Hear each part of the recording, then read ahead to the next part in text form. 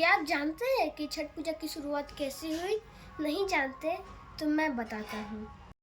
छठ पूजा को लेकर कई कथाएं प्रचलित हैं। एक मान्यता के अनुसार जब राम जी सीता जी 14 वर्ष के वनवास के बाद अयोध्या लौटे थे, तब रावण वध के पाप से मुक्त होने के लिए उन्होंने ऋषि मुनियों के आदेश पर राज सूर्य यज्ञ करने का फैसला लिया।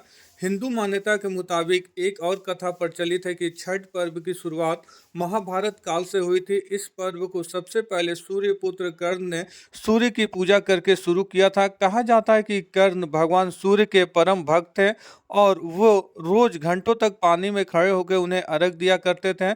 सूर्य की कृपा से ही वे महान योद्धा बने। आज भी छठ में अर्घ दान की यही परंपरा प्रचलित है। छठ पर्व के बारे में एक और कथा है।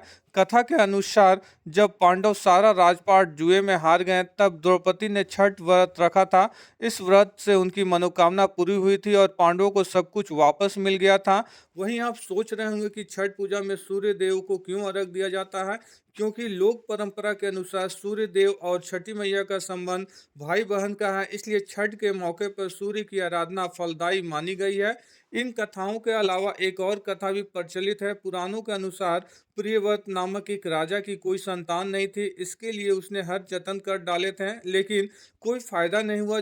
तब उस राजा को संतान प्राप्ति के लिए महर्षि कश्यप ने उसे पुत्र यष्टि यज्ञ करने का परामर्श दिया। यज्ञ के बाद महारानी ने एक पुत्र को जन्म दिया, लेकिन वह मरा हुआ पैदा हुआ। राजा के मृत बच्चे की सूचना से पूरे नगर में शोक छा गया। कहा जाता है कि जब राजा मृत बच्चे को दफनाने की तैयारी कर रहे थे, तभी आसमान से एक ज्योतिर्मय विमान धरती पर उतरा।